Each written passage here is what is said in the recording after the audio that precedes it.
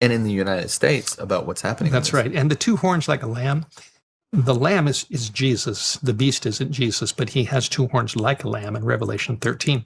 And the lamb-like principle is, Jesus just made an incredible statement where he said, give to Caesar the things that belong to Caesar, and give to God the things that belong to God. Mm-hmm. And what he did right there was he separated the things of Caesar from the things of God.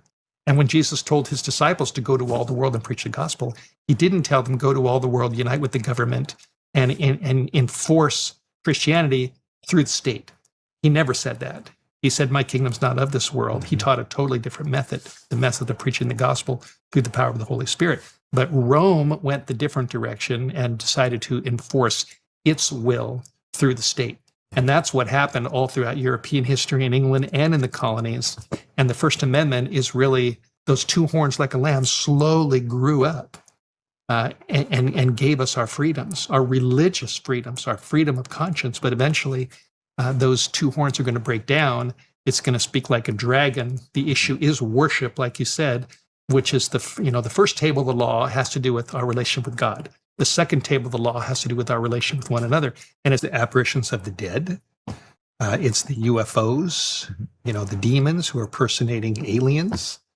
It's also in the charismatic movement where people believe that they're channeling the power of the Holy Spirit and they go bam, and they knock you down and you go flying backwards. Mm-hmm. And then you look at these people sometimes when they're on the ground. I mean, they're convulsing and they look horrible. Yeah.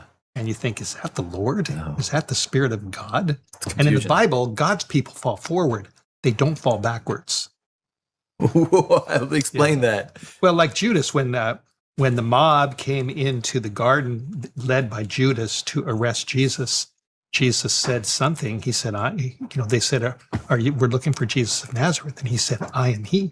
And they all fell backwards because they were not followers of God. They were there to arrest the Son of God, and they fell backwards. Daniel fell forward on his face. Moses fell on his face. In 1 Corinthians 14, it talks about how if God is working among you and an unbeliever comes in and then the thoughts of his heart are revealed, he will fall on his face and he will acknowledge that God is with you. So you don't find communities where God is working, people falling backwards. They fall forward on their faces before the Lord.